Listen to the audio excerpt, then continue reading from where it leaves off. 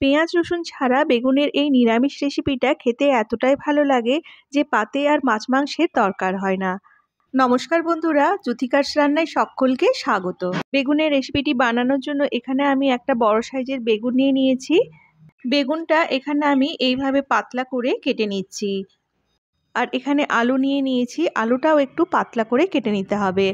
বেগুনটা কেটে নিয়ে জল দিয়ে ধুয়ে এটা তুলে নিচ্ছি, আর এর সঙ্গে আলুটাও জল থেকে ধুয়ে তুলে নিচ্ছি। এখন কড়াইতে কিছুটা সর্ষের তেল গরম করে নিচ্ছি। তেলটা ভালো করে গরম হলে প্রথমে এর মধ্যে আলুর টুকরোগুলো দিয়ে দিলাম। আলুটা এখানে 3 থেকে 4 মিনিটের মতো নাড়াচাড়া করার পর দেখবে আলুটা এরকম লালচে হয়ে গেছে। এখন কড়াই থেকে আলুর টুকরোগুলো তুলে নিচ্ছি। এরপর বাকি তেলে আমি বেগুনের টুকরোগুলোও ভেজে নেব। বেগুনটা দেওয়ার পর এখানে আঁচটা একদম কমানো যাবে না। আঁচটা কমিয়ে দিলে বেগুনের থেকে জল বেরোতে থাকবে আর বেগুনটা ভালো করে ভাজা হবে না। এখন বেগুনটার মধ্যে নুন আর হলুদ গুঁড়ো দিয়ে দিলাম। নুন হলুদ দিয়ে বেগুনটা ভেজে নিচ্ছি।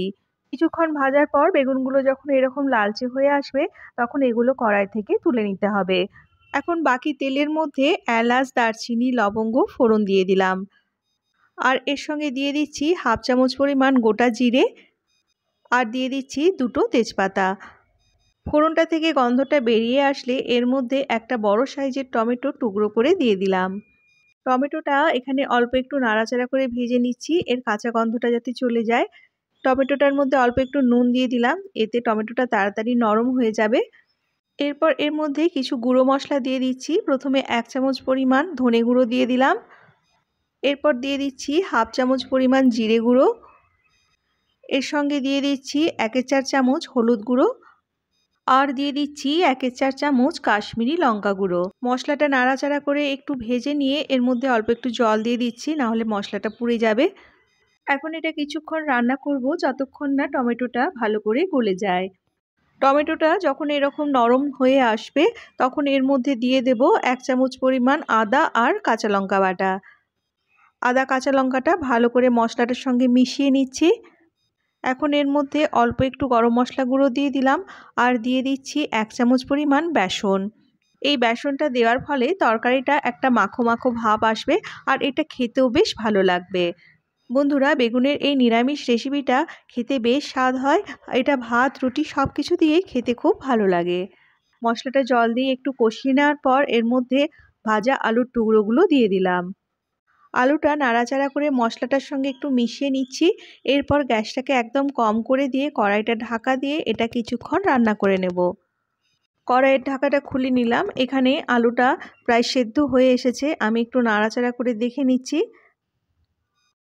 আলুটা যখন এইভাবে ভালোভাবে সেদ্ধ হয়ে যাবে তখন এর মধ্যে যে বেগুনগুলো ভেজেছিলাম সেটা দিয়ে দিতে হবে। বেগুনটা এখানে খুব বেশি সময় ধরে রান্না করার দরকার নেই, কারণ ভাজার সময় বেগুনটা ভালো করে সেদ্ধ হয়ে গেছে। এবার মশলার সঙ্গে বেগুনটা ওপর নিচ করে নাড়াচাড়া করে কিছুক্ষণ রান্না করে নেব, যাতে মশলাটা বেগুনের মধ্যে ভালো করে ঢুকে যায়। একেবারে কম আঁচে এখন এটাকে 3 থেকে 4 মিনিট রান্না করে নিলাম। মশলার সঙ্গে বেগুনটা এখানে ভালো করে মিশে গেছে, আর বেশি এটা নাড়াচাড়া করব না, তাহলে বেগুনটা একেবারে ঘাটা হয়ে যাবে। এখন এর ওপরে কিছুটা ধনেপাতা কুচি ছড়িয়ে দিলাম। ধনেপাতা কুচিটা আলতো হাতে ভালো করে নাড়াচাড়া করে একটু মিশিয়ে নিচ্ছি। যদি ধনেপাতা কুচি না থাকে বা না দিতে চাও তাহলে সবার শেষে অল্প একটু গরম মশলা গুঁড়ো ছড়িয়ে দিতে পারো। ধনেপাতা কুচিটা মেশানো হয়ে গেলে গ্যাসটা বন্ধ করে কড়াইটা ঢাকা দিয়ে দিলাম। দেখো বন্ধুরা, পেঁয়াজ রসুন ছাড়া বেগুনের একটা দারুণ স্বাদের রেসিপি তৈরি হয়ে গেছে। রেসিপিটি ভালো লাগলে প্লিজ লাইক আর সাবস্ক্রাইব করে দিও। চলে আসবো নতুন ভিডিও নিয়ে। আজ তাহলে আসি, টাটা।